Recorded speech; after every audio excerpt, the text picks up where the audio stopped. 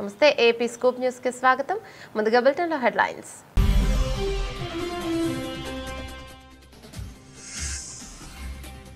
మోదీకి Trump birthday wishes. Thank you my friend అంటూ ప్రధాని రిప్లై.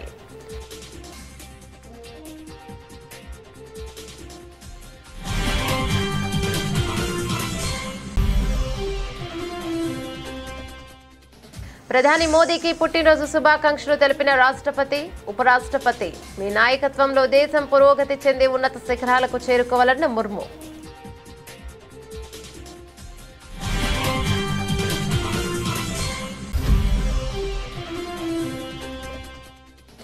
సికింద్రాబాద్ లో పరేడ్ గ్రౌండ్స్ లో కేంద్రం ఆధ్వర్యంలో ఘనంగా తెలంగాణ విమోచన దినోత్సవం. ముఖ్య అతిథిగా హాజరై జాతీయ జెండాను ఆవిష్కరించిన కేంద్ర మంత్రి రాజ్నాథ్ సింగ్.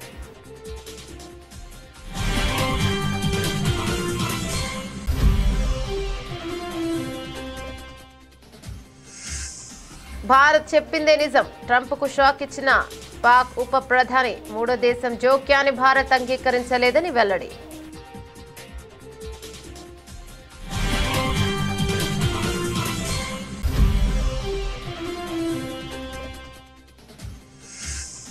పబ్లిక్ గార్డెన్స్ లో జరిగిన ప్రజాపాలన దినోత్సవంలో పాల్గొన్న సీఎం రేవంత్ రెడ్డి. తెలంగాణ సాయుధ పోరాటంలో మహిళల పాత్ర అపూర్వమన్న సీఎం.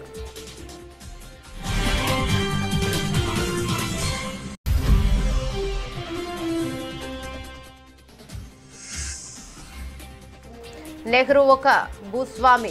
ఆయన వల్లే దేశం వెనుకబడింది. చంద్రబాబు సంచలన వ్యాఖ్యలు.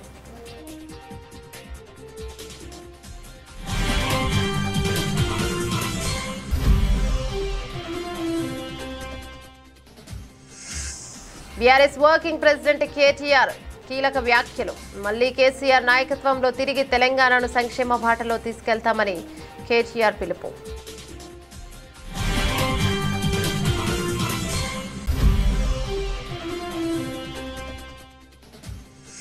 వైఎస్ఆర్ కాంగ్రెస్ పార్టీ కేంద్ర కార్యాలయంలో ఘనంగా విశ్వకర్మ జయంతి కార్యక్రమం. భగవాన్ విశ్వకర్మ, గాయత్రి మాతలకు వైసీపీ అధినేత వైఎస్ జగన్ నివాళులు.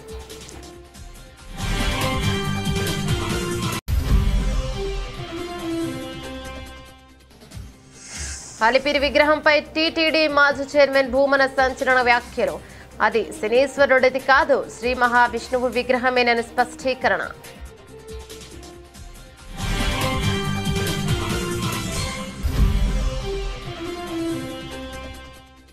ఆలయ నిధులు ప్రభుత్వ సొత్తు కాదు.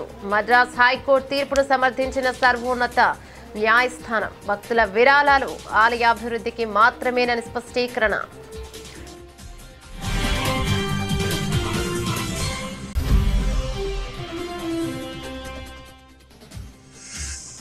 టీడీపీ నేతల ఆరోపణలపై సిట్టింగ్ జడ్జి లేదా సిబిఐ విచారణకు సిద్ధం. అధికార పార్టీ నేతలకు స్ట్రాంగ్ కౌంటర్ ఇచ్చిన మాజీ మంత్రి పెన్ని నాని.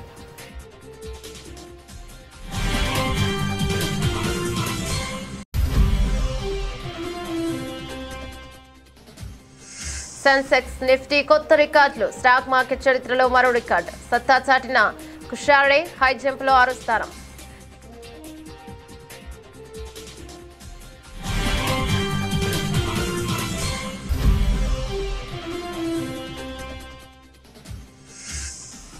ప్రధాని మోదీకి టాలీవుడ్ అగ్ర హీరోల బర్త్డే విషెస్. సోషల్ మీడియా వేదికగా తమ అభిమానాన్ని చాటుకున్న తారలు.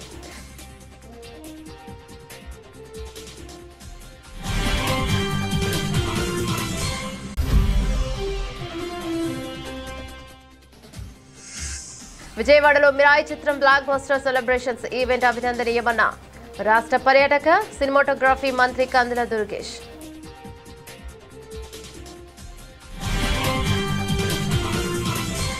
భారత్ అమెరికా మధ్య ద్వైపాక్షిక సంబంధాలు మరింత బలపడుతున్నాయి. ప్రధాని నరేంద్ర మోదీ 75వ పుట్టినరోజు సందర్భంగా అమెరికా అధ్యక్షుడు డొనాల్డ్ ట్రంప్ ఆయనకు ఫోన్ చేసి ప్రత్యేకంగా శుభాకాంక్షలు తెలిపారు. ఇరు దేశాల మధ్య కీలక వాణిజ్య చర్చలు జరుగుతున్న తరుణంలో ఈ ఫోన్ కాల్ జరగడం ప్రాధాన్యతను సంతరించుకుంది. తనకు ఫోన్ చేసి శుభాకాంక్షలు తెలిపిన మిత్రుడు ట్రంప్కు ధన్యవాదాలను తెలుపుతూ ప్రధాని మోదీ ఎక్స్ లో పోస్ట్ చేశారు. భారత్ అమెరికా సమగ్ర అంతర్జాతీయ భాగస్వామ్యాన్ని కొత్త శిఖరాలకు తీసుకెళ్లేందుకు మీలాగే నేను కూడా కట్టుబడి ఉన్నాను. ఉక్రెయిన్ వివాదానికి శాంతియుత పరిష్కారం కోసం మీరు చేస్తున్న ప్రయత్నాలకు మా మద్దతు ఉంటుందని మోదీ ఆ పోస్టులో పేర్కొన్నారు.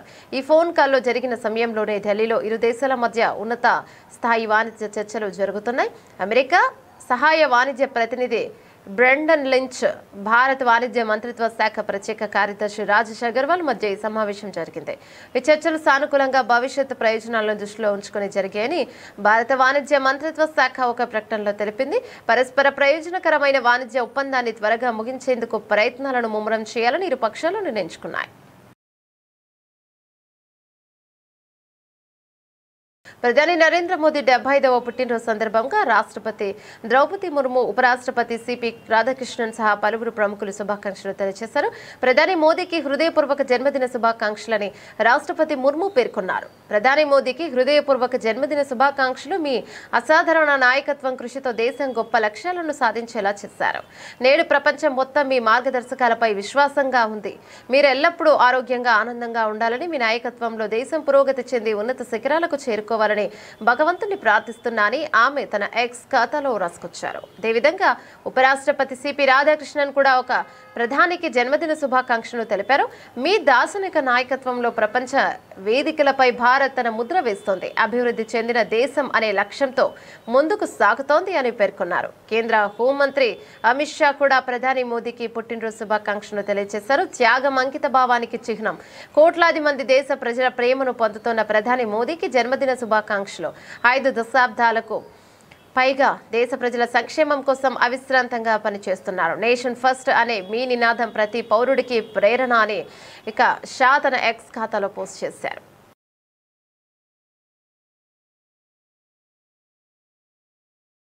కేంద్రం ఆధ్వర్యంలో తెలంగాణ విమోచన దినోత్సవాన్ని సికింద్రాబాద్లోని పరేడ్ గ్రౌండ్స్ లో ఘనంగా నిర్వహించారు. ఈ కార్యక్రమంలో కేంద్ర రక్షణ మంత్రి రాజ్నాథ్ సింగ్ ముఖ్య అతిథిగా హాజరయ్యారు. ముందుగా సైనిక అమరవీరుల స్తూపానికి రాజ్నాథ్ సింగ్ నివాళులర్పించారు. అనంతరం జాతీయ జెండాను ఆవిష్కరించారు. ఆపై సర్దార్ వల్లభాయ్ పటేల్ కు కేంద్ర మంత్రి నివాళులర్పించారు. ఆ తర్వాత కేంద్ర బలగాల గౌరవ వందనాన్ని స్వీకరించారు.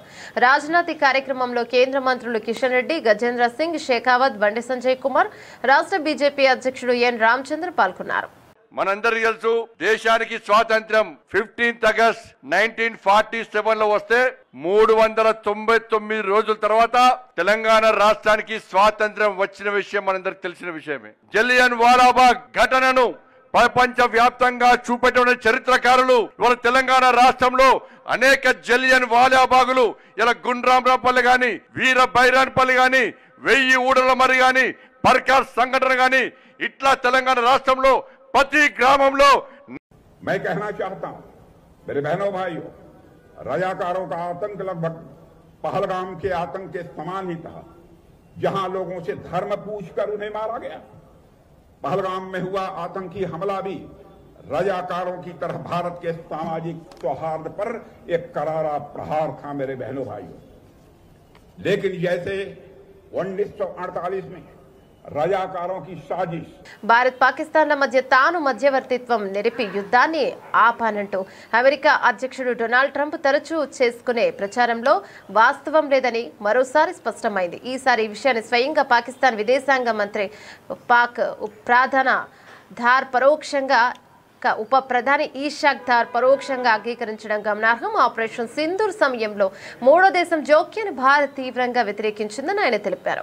ఇక వివరాల్లోకి వెళ్తే ఇటీవల జరిగిన ఆపరేషన్ సింధూర్ సమయంలో చోటు చేసుకున్న పరిణామాలపై ఇషాక్ దార్ కీలక వ్యాఖ్యలు చేశారు. ఈ వివాదంలో మూడో దేశం ప్రమేయాన్ని భారత్ మొదటి నుంచి నిరాకరించిందని ఆయన అంగీకరించారు. ఈ విషయాన్ని తనకు అప్పటి అమెరికా రక్షణ మంత్రి మార్క్ రూబియో స్వయంగా చెప్పారని దార్ వివరించారు. జూలై 25న తాను మార్క్ రూబియోతో సమావేశమయ్యానని ఇషాక్ దార్ గుర్తు చేసుకున్నారు. ఆపరేషన్ సింధూర్ సమయంలో యుద్ధ నివారణకు భారత్ లో ఎలాంటి చర్చలు జరపానని తాను రూబియోను అడిగానని తెలిపారు. దీనికి బదులుగా ఈ వివాదంలో ఏ మూడో దేశం జోక్యానైనా భారత్ కోరుకోలేదని, దీనిని పూర్తిగా ద్వైపాక్షిక అంశంగానే పరిగణించిందని రూబియో స్పష్టం చేశారని దార్ పేర్కొన్నారు. ప్రపంచ ఉద్యమాల చరిత్రలోనే తెలంగాణ సాయుధ పోరాటం ఒక గొప్ప మైలురాయిగా నిలుస్తోందని ముఖ్యమంత్రి రేవంత్ రెడ్డి పేర్కొన్నారు. హైదరాబాద్లోని పబ్లిక్ గార్డెన్స్ లో నిర్వహించిన ప్రజాపాలన దినోత్సవంలో ముఖ్య అతిథిగా పాల్గొన్న సీఎం జాతీయ జెండా ఆవిష్కరించారు. అనంతరం సభలో ప్రసంగిస్తూ తెలంగాణ ఉద్యమ చరిత్ర, మహిళా పాత్ర, అభివృద్ధి లక్ష్యాలపై మాట్లాడారు. తెలంగాణ సాయుధ పోరాటంలో మహిళల పాత్ర మరవలేనిదని గుర్తు చేస్తూ మహిళల అభివృద్ధికి మేం అండగా నిలుస్తామని, 1 కోటి మందిని కోటీశ్వరులుగా చేయడం మా లక్ష్యమని సీఎం రేవంత్ తెలిపారు. తెలంగాణకు స్వేచ్ఛ, సమానత్వంలో రోల్ మోడల్ గా తీర్చిదిద్దుతామని చెప్పారు. ప్రపంచ ఉద్యమాల చరిత్రలో సువర్ణ అక్షరాలతో లిఖించదగ్గ ఘనత తెలంగాణ సాయుధ పోరాటానిది. 1948 సెప్టెంబర్ 17 ఈ పోరాటంలో ప్రజలు విజయం సాధించి స్వేచ్ఛా పతాకను ఎగరవేసిన రోజు. ఈ గడ్డపై రాచరికానికి ఘోరీ కట్టి ప్రజాపాలనకు హారతి పట్టిన రోజు సెప్టెంబర్ 17. అందుకే ఇది ప్రజాపాలన దినోత్సవం. రాష్ట్ర ప్రజలందరికీ ప్రజాపాలన దినోత్సవ శుభాకాంక్షలు తెలియజేస్తున్నా. భారత్ తొలి ప్రధాని జవహర్లాల్ నెహ్రూపై ఆంధ్రప్రదేశ్ ముఖ్యమంత్రి నారా చంద్రబాబు నాయుడు సంచలన వ్యాఖ్యలు చేశారు. నెహ్రూ ఒక భూస్వామి, ఫ్యూడల్ అని ఆయన అనుసరించి సోషలిస్టు విధానాల కారణంగానే స్వాతంత్రం అనంతరం దేశం అభివృద్ధిలో వెనకబడిపోయిందని విమర్శించారు. సింగపూర్ వంటి దేశాలతో భారత్ పోటీ పడలేకపోవడానికి నెహ్రూ విధానాలే కారణమని ఆయన ఆరోపించారు. ఈ సందర్భంగా సింగపూర్ అభివృద్ధిని చంద్రబాబు ప్రస్తావించారు. భారత్కు సింగపూర్కు కొన్నేళ్ల తేడాలోనే స్వాతంత్ర్యం వచ్చింది. సింగపూర్ నేత లీ కాన్ యూ పోటీతత్వ ఆర్థిక విధానాలను అమలు చేసి ఆ దేశాన్ని ప్రగతి పదంలో నడిపించారు. కానీ మన దేశంలో తొలి ప్రధాని అయిన నెహ్రూ ఒక భూస్వామి, ఆయనకు అపారమైన సంపద ఉండేది అని చంద్రబాబు పేర్కొన్నారు. 1991లో ప్రవేశపెట్టిన ఆర్థిక సంస్కరణల తర్వాతే భారతదేశం మళ్లీ అభివృద్ధి బాట పట్టిందని ఆయన అభిప్రాయపడ్డారు. తెలంగాణ అంటేనే త్యాగాల అడ్డ, పోరాటాల గడ్డ అని బీఆర్ఎస్ వర్కింగ్ ప్రెసిడెంట్ కేటీఆర్ కీలక వ్యాఖ్యలు చేశారు. కాంగ్రెస్ ప్రభుత్వ నియంతృత్వ పోకడలను ఆనాటి తెలంగాణ సాయుధ పోరాట స్ఫూర్తితో ఎదురిద్దాం, మళ్లీ కేసీఆర్ నాయకత్వంలో తిరిగి తెలంగాణను సంక్షేమ బాటలో తీసుకెళ్తామని కేటీఆర్ పిలుపునిచ్చారు. సెప్టెంబర్ 15 జాతీయ సమైక్యత దినోత్సవం సందర్భంగా తెలంగాణ భవన్లో కేటీఆర్ జాతీయ జెండాను ఆవిష్కరించారు. సందర్భంగా కేటీఆర్ మాట్లాడుతూ కొందరు విమోచనమని, మరికొంతమంది విలీనమని, ఇంకొంతమంది విద్రోహమని రకరకాలుగా అనవచ్చు గాక, కానీ తెలంగాణ సాయుధ పోరాటంలో ఆనాడు లక్షలాది మందిని పాల్గొని వేలాది మంది అసువులు బస్సారు. ఆనాటి రాచరిక వ్యవస్థకు వ్యతిరేకంగా పోరాడి మనకు స్వేచ్ఛ వాయువులు వచ్చాయంటే ఆనాటి అమరవీరుల త్యాగాలు మనందరికీ ఆదర్శం. వారందరికీ బీఆర్ఎస్ తరపున కేసీఆర్, ప్రతి గులాబీ సైనికుడి తరపున వారి అమరత్వానికి శిరస్సు వంచి వినమ్రంగా నివాళులర్పిస్తున్నామని కేటీఆర్ పేర్కొన్నారు. కొంతమంది విమోచనమని, మరికొంతమంది విలీనమని, ఇంకొంతమంది విద్రోహమని రకరకాలుగా అనవచ్చుగాక, కానీ తెలంగాణ సాయుధ పోరాటంలో ఆనాడు వేలాది మందిగా, లక్షలాది మందిగా పాల్గొని వేలాది మంది అసువులు బాసి ఆనాటి రాచరిక వ్యవస్థకు వ్యతిరేకంగా పోరాడి మనకు ఇవాళ స్వేచ్ఛావాయువులు వచ్చినాయంటే ఆనాటి అమరవీరుల త్యాగాలు మనందరికీ ఆదర్శం. వారందరికీ ఈ సందర్భంగా భారత రాష్ట్ర సమితి తరపున మా పెద్దలు, మా నాయకులు, తెలంగాణ తొలి ముఖ్యమంత్రి కేసీఆర్ గారి తరపున, ప్రతి గులాబీ సైనికుడి తరపున వారి అమరత్వానికి శిరస్సు వంచి వినమ్రంగా నివాళి అర్పిస్తున్నాం. అట్లాగే తెలంగాణ అంటేనే త్యాగాల అడ్డ, పోరాటాల గడ్డ. సాయుధ పోరాటం నుంచి మొదలు పెడితే తొలి దశ తెలంగాణ ఉద్యమమైనా, ఆ తర్వాత కేసీఆర్ గారి నాయకత్వంలో జరిగిన మలిదశ పోరాటమైనా, ఇవాళటికి కూడా ఈ నియంతృత్వ కాంగ్రెస్ ప్రభుత్వానికి వ్యతిరేకంగా జరుగుతున్న, ఈ ప్రజా కంటక కాంగ్రెస్ ప్రభుత్వానికి వ్యతిరేకంగా జరుగుతున్న పోరాటమైనా దానికి ఆదర్శం, దానికి బీజం పడ్డది వైఎస్ఆర్ కాంగ్రెస్ పార్టీ కేంద్ర కార్యాలయంలో విశ్వకర్మ జయంతి కార్యక్రమంను ఘనంగా నిర్వహించారు. భగవాన్ విశ్వకర్మ గాయత్రి మాత చిత్రపటాలకు వైఎస్ఆర్ కాంగ్రెస్ పార్టీ అధ్యక్షుడు, మాజీ ముఖ్యమంత్రి వైఎస్ జగన్మోహన్ రెడ్డి పూలమాల వేసి నివాళులర్పించారు. కార్యక్రమంలో ఎమ్మెల్సీలు రమేష్ యాదవ్, లీలా అప్పిరెడ్డి మరియు ఎమ్మెల్యే విరూపాక్షి, వైఎస్ఆర్సీపీ నాయకులు పవిత్ర మురళీకృష్ణ, తోలేటి శ్రీకాంత్, ఉదయ్, అంకరెడ్డి, నారాయణమూర్తి, మల్లికార్జున్, బ్రహ్మం తదితరులు పాల్గొన్నారు. తిరుమల తిరుపతి దేవస్థానం మాజీ చైర్మన్ భూమన కరుణాకర్ రెడ్డి అలిపిరి వద్ద కనిపించిన విగ్రహంపై ఇప్పటికీ సంచలన ఆరోపణలు చేశారు. మహావిష్ణువు విగ్రహానికి ఘోర అపచారం జరిగిందంటూ ప్రభుత్వం పైన, టీటీడీ పైన మండిపడ్డారు.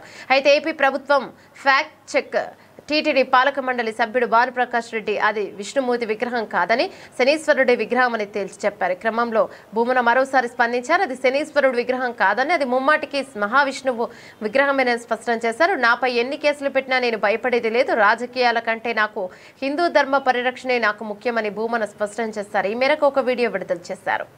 వైఖానస ఆగమ భగవత్ శాస్త్రాన్ని గురించి ఓనమాలు కూడా తెలియనటువంటి పాలక మండలి సభ్యులు కొంతమంది ఈ రోజున నా మీద నిప్పులు చెరిగినట్టుగా మాట్లాడడం జరిగింది. నేను ఈరోజు ఉదయం శ్రీ మహావిష్ణువు విగ్రహానికి జరుగుతున్నటువంటి అపచారం, అది కూడా సాక్షాత్తు శ్రీవారి పాదాల చెంత అలిపిరికి అతి సమీపంలో ఉన్నటువంటి ప్రాంతంలో ఈ రకమైన అపచారం జరుగుతోంది అన్నటువంటి విషయాన్ని వెలికి తీసి చూపిస్తే పాలక మండలి సభ్యులు, పాలక మండలి అధ్యక్షులు వీళ్ళందరూ కూడా నా మీద పడి అది శనీశ్వర విగ్రహమని పనిగట్టుకొని కరుణాకర్ రెడ్డి టీటీడీ మీద దుష్ప్రచారం చేస్తున్నాడు అనని నా మీద చాలా నిందారోపణలు మోపినారు. ఏ శాస్త్రం వీళ్లకు చెప్పిందో శంకు చక్రాలు ధరించినటువంటి విగ్రహం శని విగ్రహం ఎలా అవుతుందో ఈ ఋష్య పుంగవులకే తెలియాలి, లేదా ఈ ఆధునిక వేద భాష్యకారులకే తెలియాలి. శని విగ్రహం ఎలా ఉంటుంది అని చాలా స్పష్టంగా ఆగమంలో ఇలా ఇది శని విగ్రహం. ఇందులో శనికి ఒక విల్లు, ఓ బాణము, ఓ త్రిశూలము, ఇది ఎక్కడైనా కూడా శని విగ్రహం ఉండేటువంటి జనరల్గా ఉండేటువంటి విగ్రహం. ఆలయాలకు భక్తులు సమర్పించే విరాళాలు కళ్యాణ మండపాలు నిర్మించడం కోసం కాదని సుప్రీంకోర్టు తేల్చి చెప్పింది. దేవాలయ నిధులను ప్రభుత్వ నిధులుగా భావించి ఇష్టానుసారం ఖర్చు చేయడానికి వీల్లేదని స్పష్టం చేసింది. విషయంలో తమిళనాడు ప్రభుత్వానికి గట్టి షాక్ ఇస్తూ మద్రాస్ హైకోర్టు ఇచ్చిన తీర్పును మంగళవారం సమర్థించింది. ఇక వివరాల్లోకి వెళ్తే తమిళనాడులోని 5 ప్రముఖ ఆలయాల నిధులను ఉపయోగించి రాష్ట్రంలోని పలు ప్రాంతాల్లో కళ్యాణ మండపాలు నిర్మించాలని అక్కడి ప్రభుత్వం నిర్ణయించింది. ఈ మేరకు ప్రత్యేక ఉత్తర్వులు కూడా జారీ చేసింది.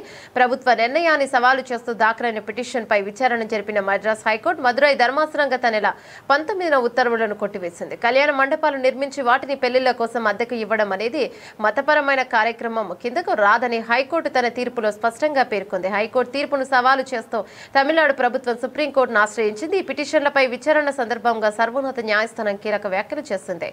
భక్తులు తమ డబ్బును కళ్యాణ మండపాల నిర్మాణం కోసం ఆలయాలకు ఇవ్వరు, ఆలయాలను అభివృద్ధి చేయాలనే సదుద్దేశంతోనే విరాళాలు ఇస్తారు అని ధర్మాసనం అభిప్రాయపడింది. ఆలయ నిధులను విద్య, వైద్య సంస్థల ఏర్పాటు వంటి ఇతర సేవా ధార్మిక కార్యక్రమాలకు వినియోగించాలని సూచించింది. అంతేకాని వాణిజ్యపరమైన నిర్మాణాలకు వాడటం సరికాదని హితవు పలికింది. వ్యాఖ్యలతో హైకోర్టు తీర్పును సమర్థిస్తూ ప్రభుత్వ పిటిషన్ను కొట్టివేసింది. దీంతో ఆలయ నిధుల వినియోగంపై ప్రభుత్వాల అధికారులకు పరిమితులు ఉంటాయని మరొకసారి స్పష్టమైంది.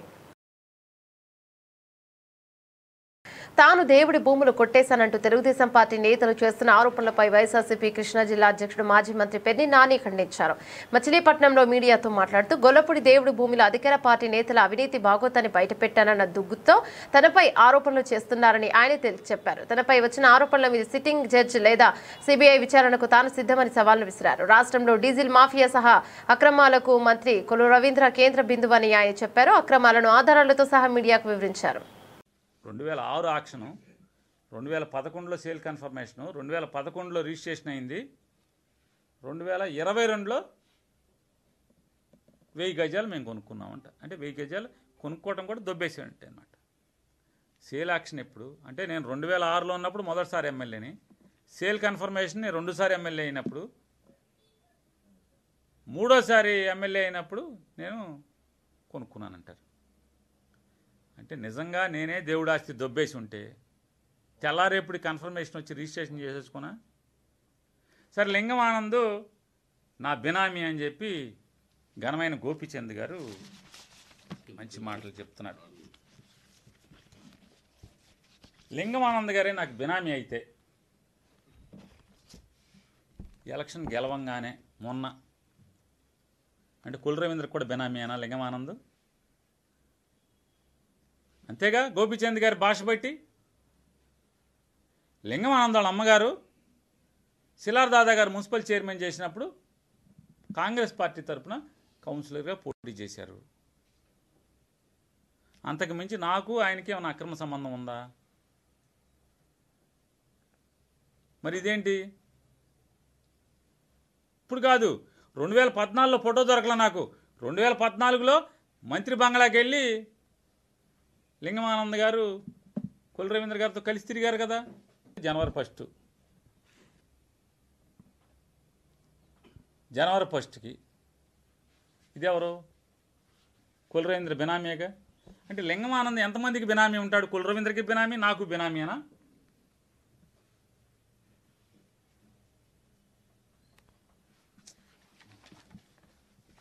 ఇది మా అబ్బాయి పోటీ చేసిన ఎలక్షన్ అఫిడవిట్. పేర్ని కృష్ణమూర్తి నా కొడుకు పోటీ చేసిన అఫిడవిట్. మా అబ్బాయికి పెళ్లి కాలేదు కాబట్టి మొత్తం నా పేరున్న ఆస్తులు కానీ, మా వ్యాపారాలు కానీ, బ్యాంక్ అకౌంట్లు కానీ, అలాగే నా భార్య పేరు మీద ఉన్నటువంటి ఆస్తులు కానీ, బ్యాంక్ అకౌంట్లు కానీ, లావాదేవీలు కానీ మొత్తం లోన్లతో సహా ప్రతిదీ మేము డిక్లేర్ చేయాలి. ఇది ఎలక్షన్ కమిషన్కి ఇచ్చినటువంటి మన దాంట్లో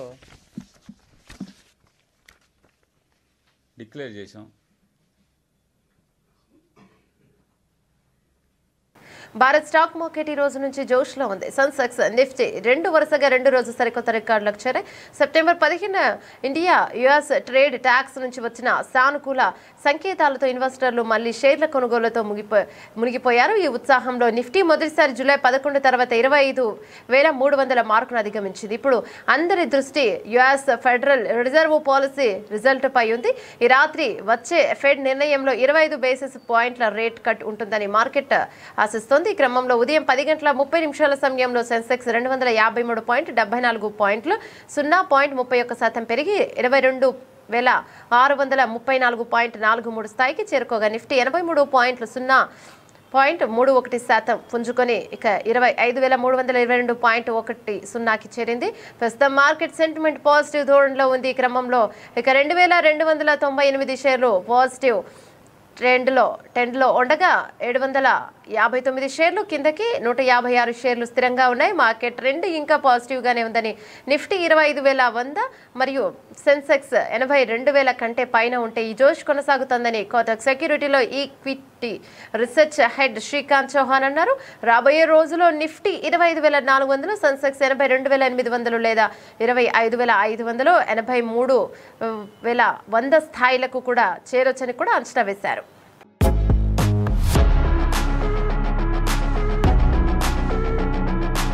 ప్రతిష్టాత్మక ప్రపంచ అథ్లెటిక్స్ ఛాంపియన్షిప్లో భారత యువ అథ్లెట్ సర్వేష్ కుషారే సత్తా చాటాడు. పురుషుల హై జంప్ ఫైనల్లో కుషారే తన వ్యక్తిగత అత్యుత్తమ ప్రదర్శన 2.28 మీటర్లు కనబరుస్తూ 6వ స్థానంలో నిలిచాడు. ఈ క్రమంలో సెంటీమీటర్ తేడాతో సరికొత్త జాతీయ రికార్డు నెలకొల్పే అవకాశాన్ని చేజార్చుకున్నాడు.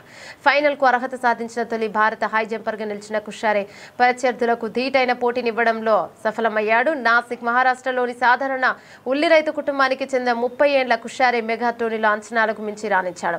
2022లో నమోదు చేసిన తన అత్యుత్తమ ప్రదర్శన 2.27ను తాజాగా 3వ ప్రయత్నంలో అధిగమించి ఔరా అనిపించాడు. అయితే 2.31 మీటర్ల ఎత్తు దూకడంలో విఫలమైన కుషారే ముందంజ వేయలేకపోయాడు. తొలి ప్రయత్నంలో 2.20 మీటర్లు దూకిన కుషారే ఆ తర్వాత 2.24 మీటర్లు, ఆపై 2.28 మీటర్లు ఎగిరేందుకు 3వ ప్రయత్నంలో సఫలమయ్యాడు.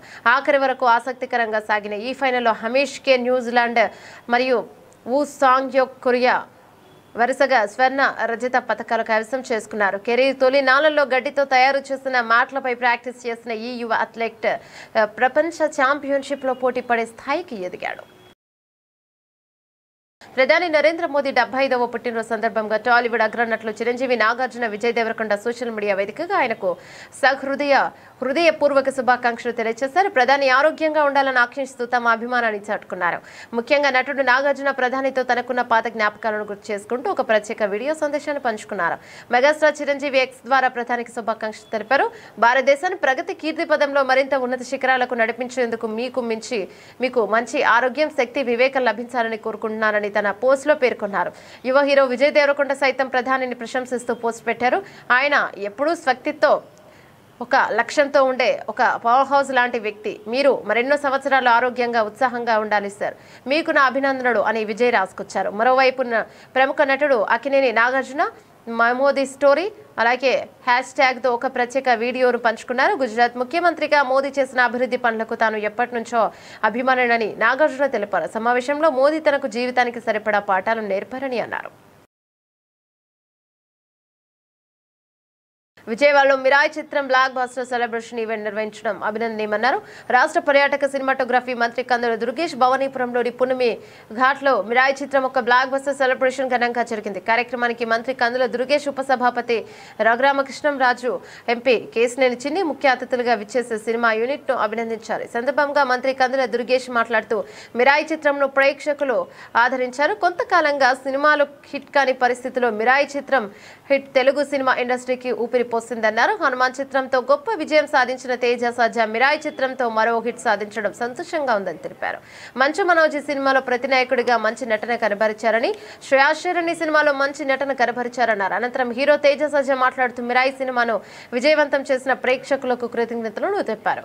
మరో హీరో మంచు మనోజ్ మాట్లాడుతూ మిరాయి చిత్రం విజయం తనకు కొత్త స్ఫూర్తినిచ్చిందన్నారు. ఇదే స్ఫూర్తితో మరిన్ని మంచి చిత్రాలు నటిస్తానని చెప్పారు. అనంతరం హీరోయిన్ రితికా నాయక్, నటి శ్రేయాశరణ్ మాట్లాడుతూ మిరాయి చిత్రం ప్రేక్షకులు బ్రహ్మరథం పట్టడం సంతోషంగా ఉందన్నారు.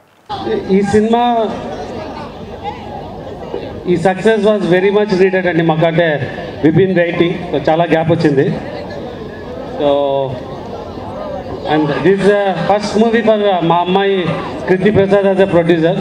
సో అంటే నేను కొన్ని సినిమాలు చేసి కంటిన్యూ చేయొచ్చు, బట్ తను చాలా సినిమాలు చేస్తుంది. సో తనకి ఫస్ట్ మూవీనే సక్సెస్ అవ్వడం ఇట్స్ వెరీ హ్యాపీ.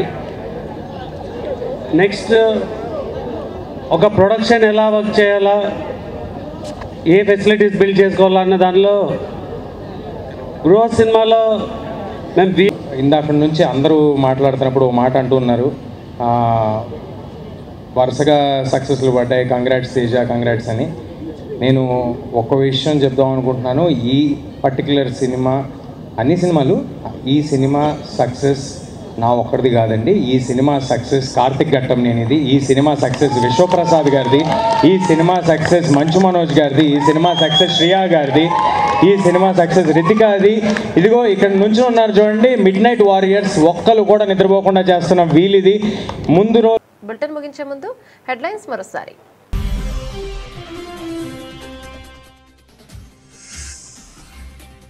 మోదీకి Trump birthday wishes, thank you my friend అంటూ ప్రధాని రిప్లై.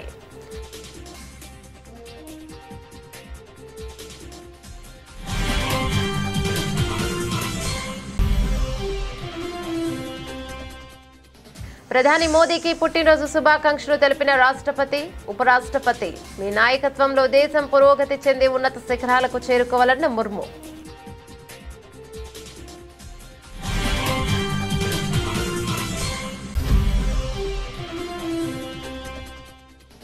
సికింద్రాబాద్ లో పరేడ్ గ్రౌండ్స్ లో కేంద్రం ఆధ్వర్యంలో ఘనంగా తెలంగాణ విమోచన దినోత్సవం. ముఖ్య అతిథిగా హాజరై జాతీయ జెండాను ఆవిష్కరించిన కేంద్ర మంత్రి రాజ్నాథ్ సింగ్.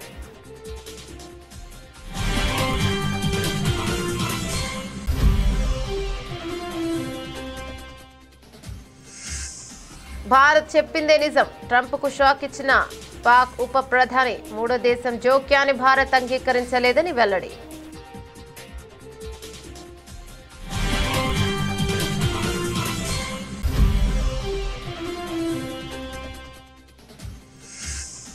పబ్లిక్ గార్డెన్స్ లో జరిగిన ప్రజాపాలన దినోత్సవంలో పాల్గొన్న సీఎం రేవంత్ రెడ్డి. తెలంగాణ సాయుధ పోరాటంలో మహిళల పాత్ర అపూర్వమన్న CM.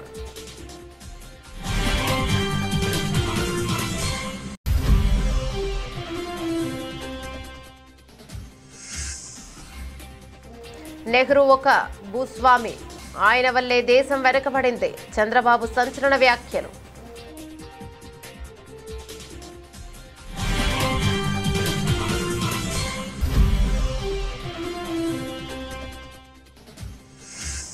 BRS working president KTR కీలక వ్యాఖ్యలు. మళ్లీ కేసీఆర్ నాయకత్వంలో తిరిగి తెలంగాణను సంక్షేమ బాటలో తీసుకెళ్తామని కేటీఆర్ పిలుపు.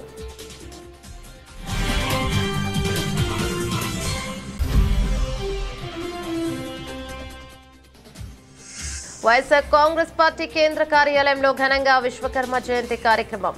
భగవాన్ విశ్వకర్మ, గాయత్రి మాతలకు వైసీపీ అధినేత వైఎస్ జగన్ నివాళులు.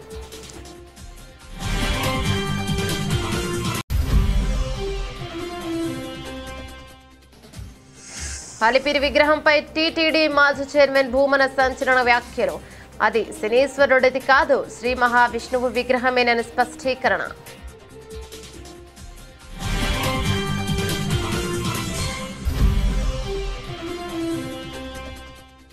ఆలయ నిధులు ప్రభుత్వ సొత్తు కాదు, మద్రాస్ హైకోర్టు తీర్పును సమర్థించిన సర్వోన్నత న్యాయస్థానం. భక్తుల విరాళాలు ఆలయ అభివృద్ధికి మాత్రమేనని స్పష్టీకరణ.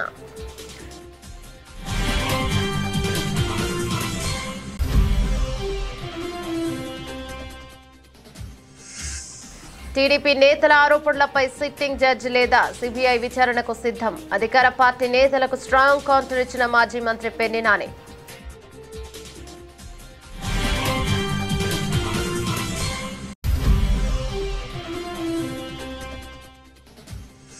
సెన్సెక్స్, నిఫ్టీ కొత్త రికార్డులు. స్టాక్ మార్కెట్ చరిత్రలో మరో రికార్డు. సత్తా చాటిన కుషాడే హై జంప్లో 6వ స్థానం.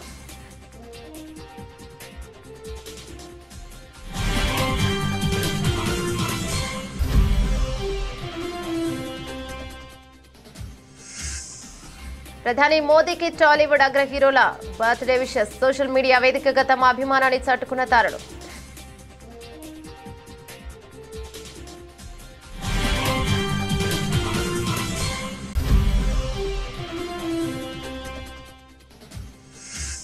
విజయవాడలో మిరాయి చిత్రం బ్లాక్ బస్టర్ సెలబ్రేషన్స్ ఈవెంట్ అభినందనీయమన్న రాష్ట్ర పర్యాటక సినిమాటోగ్రఫీ మంత్రి కందుల దుర్గేష్.